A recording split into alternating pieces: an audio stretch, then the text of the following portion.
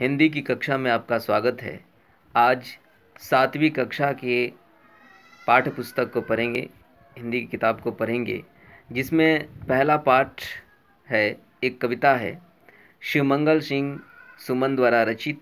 ये कविता है जिसका शीर्षक है हम पंछी उन्मुक्त गगन के। इस कविता के माध्यम से शिवमंगल सिंह सुमन ने पक्षियों के जरिए स्वतंत्रता के महत्व का वर्णन किया है। तो आइए सबसे पहले कविता को मैं पढ़ता हूँ। हम पंछी उन्मुक्त गगन के, पिंजर बंद ना गा पाएंगे, कनक तीलियों से टकराकर पुलकित पंख टूट जाएंगे। हम बहता जल पीने वाले मर जाएंगे भूखे प्यासे, कहीं भली है कटुक निबौरी कनक कटोरी की मैदा से। स्वर्ण श्रृंखला के बंधन में अपनी गति उड़ान सब भूले, बस सपनों में देख रहे हैं तरु के फुनगी पर के चूल्हे। ऐसे थे अरमान की उड़ते, ऐसे थे अरमान की उड़ते, नील गगन की सीमा पाने, लाल किरण सी चोंच खोल चुगते तारक अनार के दाने। होती सीमाहीन क्षितिज से इन पंखों की होराहोरी, या तो क्षितिज मिलन बन जाता या तंती सांसों की डोरी। निर न दो चाहे टहनी का, निर न दो चाहे टहनी का, आश्रय छिन्न भिन्न कर डालो, यदि पंख दिए हैं तो आकुल उड़ान में विघ्न न डालो। इसमें शिवमंगल सिंह सुमन कहते हैं कि पक्षी के माध्यम से कि हम पंछी उन्मुक्त गगन के, हम पक्षी जो हैं वो खुले आकाश में उड़ने वाले पक्षी हैं। हमें पिंजरे में रहना पसंद नहीं है। अगर पिंजरे में बंद करके रखेंगे तो हमारी सुरीली तान नहीं निकल पाएगी। हम बहता जल पीने वाले हैं, हम बहता जल पीने वाले मर जाएंगे भूखे प्यासे, कहीं भली है कटुक निबौरी कनक कटोरी की मैदा से। हम तो बहते हुए जल का पानी पीने वाले हैं। आप हमें पिंजरे में बंद करके सोने के कटोरी में अगर मैदा भी देंगे तो हमें पसंद नहीं है। उससे तो अच्छा है कि कहीं नीम के पेड़ पर बैठकर नीम की निबौरियाँ खाएं, यानी नीम के फल खाएं।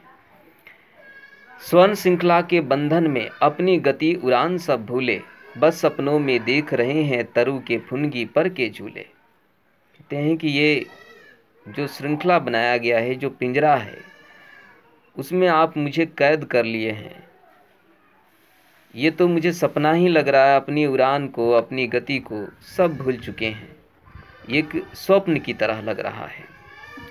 ऐसे थे अरमान की उड़ते, नील गगन की सीमा पाने।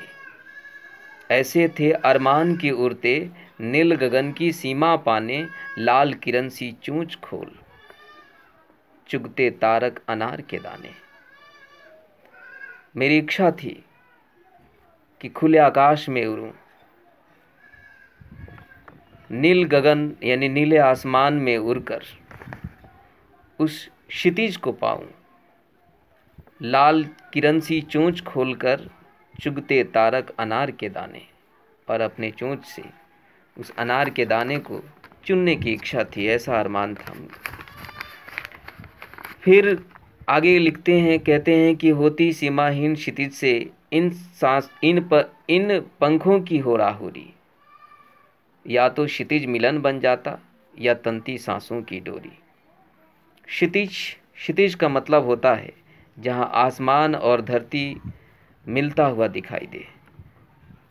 कहते हैं कि होती सीमाहीन क्षितिज से इन पंखों की होराहोरी, या तो क्षितिज मिलन बन जाता या तंती सांसों की डोरी। अगर खुले आकाश में उड़ते तो या तो क्षितिज मिल जाता या तो मेरी जान ही निकल जाती।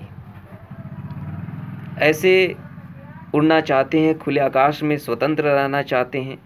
हमें पिंजरे में कैद रहना पसंद नहीं है। निर ना दो चाहे टहनी का, निर ना दो चाहे टहनी का। निर का मतलब होता है घोंसला। कहते हैं कि चाहे मेरी घोंसला ले लो, मेरी स्वतंत्रता चाहिए, चाहे मेरी घोंसला ले लो। निर ना दो चाहे टहनी का, आश्रय छिन्न भिन्न कर डालो, जहाँ रहते हैं उसको भी तुम बर्बाद कर डालो।